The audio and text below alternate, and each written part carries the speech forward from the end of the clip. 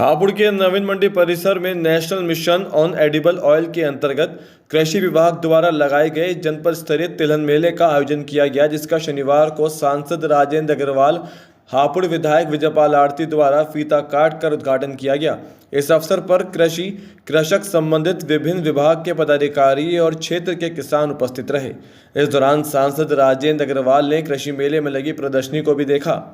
कृषि विभाग द्वारा शनिवार को किसान मेले का आयोजन किया गया, जिसमें जनपद स्तरीय तिलहन मेला लगाया गया।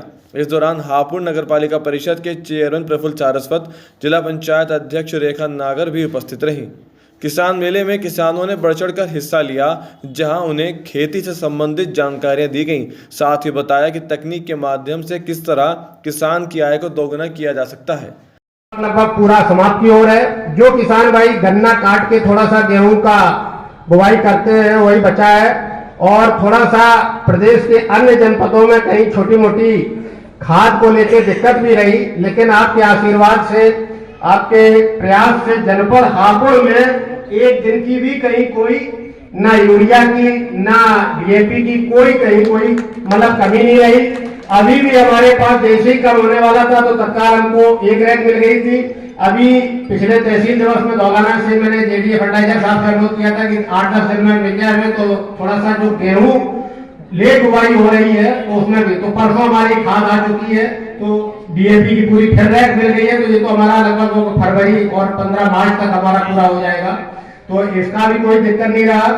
और महोदय इस समय सबसे ज्यादा जो की संतुष्टि कर रही हैं, लिख कर देने को हम कहते हैं तो चुप हो जाते हैं। तो कृपया मन से ये बताएं कि इनकी रिकमेंडेशन क्या है और इस जमीन का इकोसिस्टम कैसे सही रहे। धन्यवाद। हाँ, देखिए त्यागी जी, जो आपने मृदा परीक्षण प्रयोगशाला की बात बताई है, ये चूंकि पहले जो फेज हुई थी पूरा जनपद के हर किसानों के पूरे प्रदेश में ग्रिड के हिसाब से परीक्षण करवाए गए थे 2 चरणों में, तो लगभग ये भी रहता है कि एक जो परीक्षण परिणाम के आधार पर ऐसा मतलब जो आपको रिपोर्ट मिली होगी।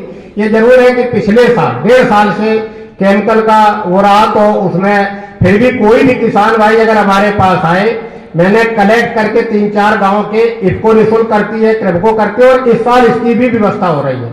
हमारा 1655 नमूनों का टारगेट आ गया, क्योंकि एक बार अभियान चलते सारे किसान भाइयों का हो चुका, तो नहीं, लेकिन जो टारगेट आया उनको भी हम पूरा करेंगे।